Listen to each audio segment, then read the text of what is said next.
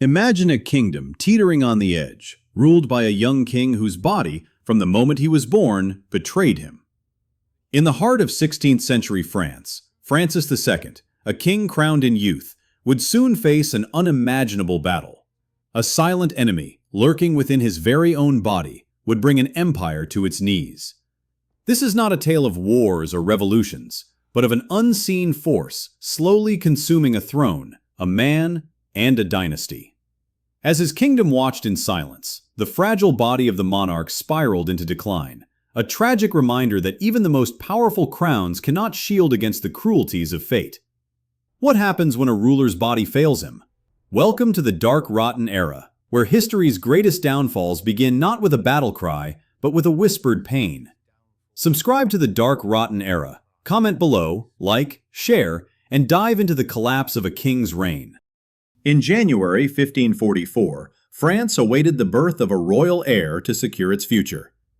The royal apartments were warm, with tapestries and the soft glow of candlelight.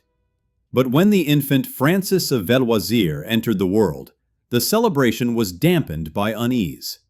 His cries were weak, too weak for a future king. His body, frail and fragile, seemed to carry a shadow of uncertainty from the start. From the very first breath, the court was gripped by a sense of dread. What should have been a moment of triumph was instead marked by caution.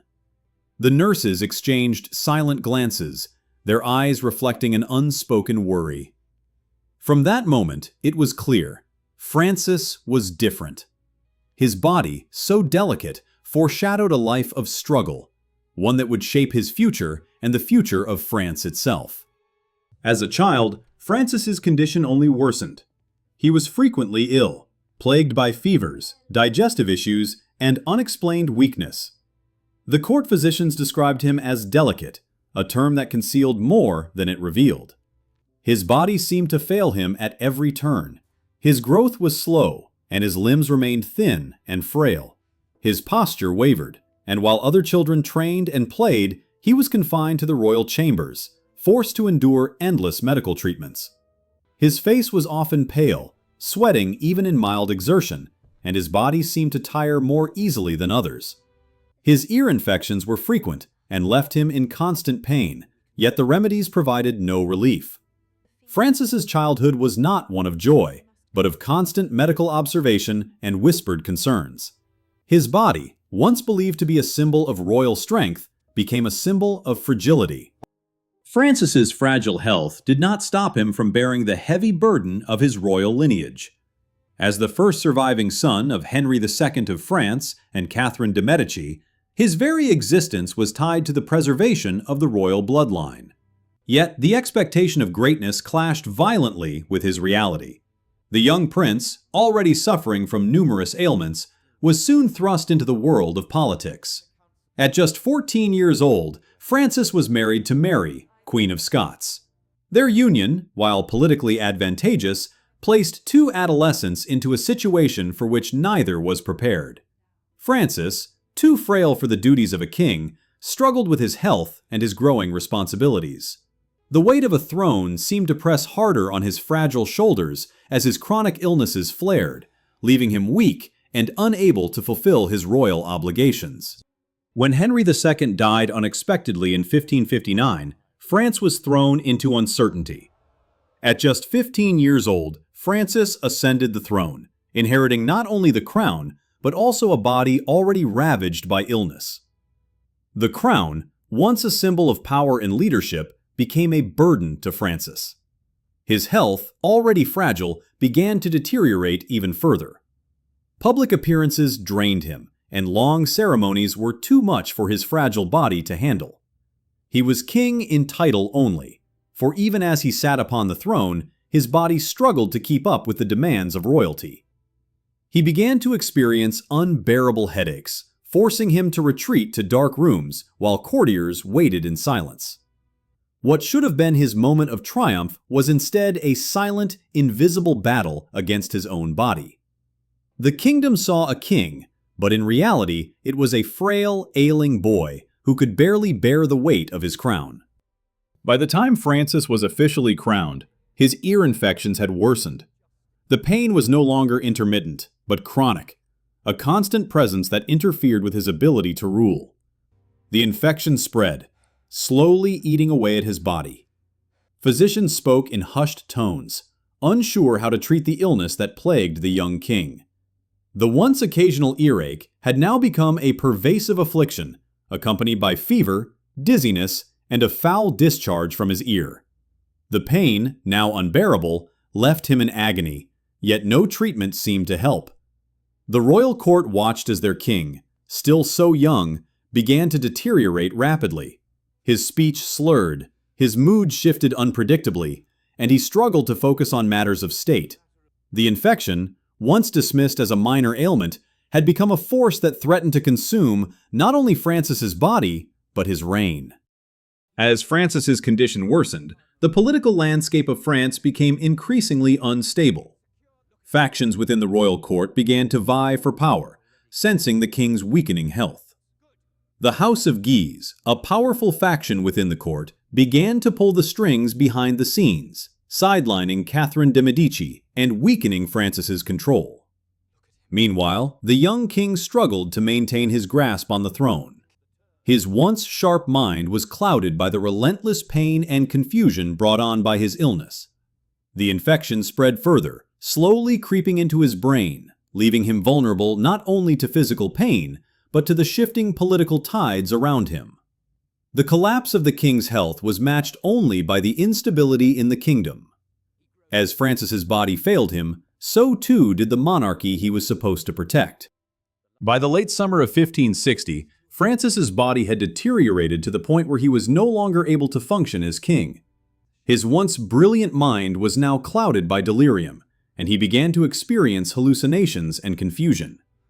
At night, he would scream in agony, his body racked with pain, and he would clutch his head in an attempt to alleviate the pressure building inside.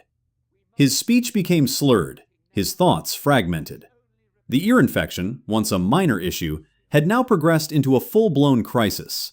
Physicians, unsure of how to proceed, offered nothing but bloodletting and prayers. No action was taken to address the infection directly, and its effects were catastrophic. The king's mind began to slip away, his once sharp intellect now lost to the slow, silent invasion of disease. As the year drew to a close, Francis's condition reached its inevitable climax. The infection that had once begun in his ear had now consumed nearly every system in his body.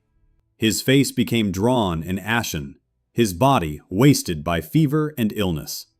He was no longer able to sit upright without assistance, his legs trembling uncontrollably.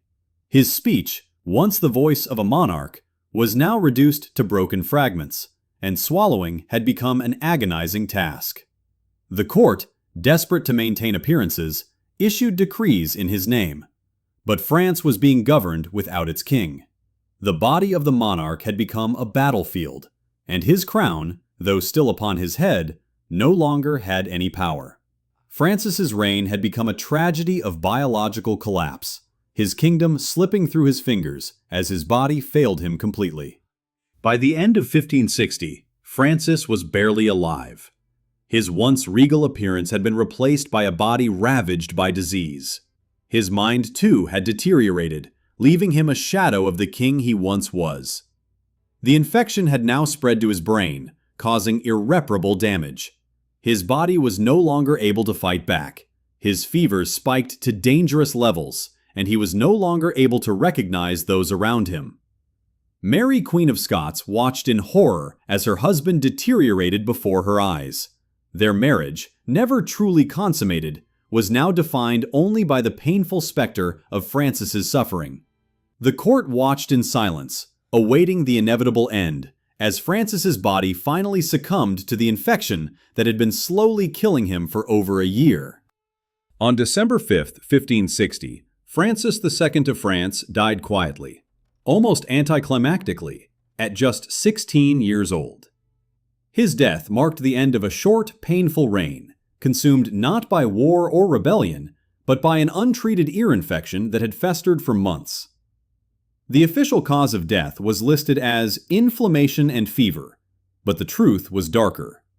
Mastoiditis, a dangerous extension of ear infection, had consumed his skull, compressing his brain and causing his body to shut down. Francis's death was not a sudden tragedy, but a slow, agonizing collapse, the result of neglect and ignorance in an age that had no understanding of infection. His passing destabilized the monarchy and began the collapse of the Valois dynasty, showing that even the most powerful kings are vulnerable to the fragility of the human body. Francis II's reign may have ended quietly, but his death left a mark on history that would never be erased. It showed that even the mightiest kings are not immune to the brutal power of biology. From the moment he was born, Francis was doomed to a life of suffering, one that would eventually topple an empire. The Valois dynasty never recovered, and France was plunged into uncertainty and conflict. Join us as we delve into more tales of history's darkest moments in the dark, rotten era. Hit that subscribe button, leave a comment below with your thoughts, and don't forget to like and share this video to keep the story alive. Stay tuned for more gripping accounts of forgotten history.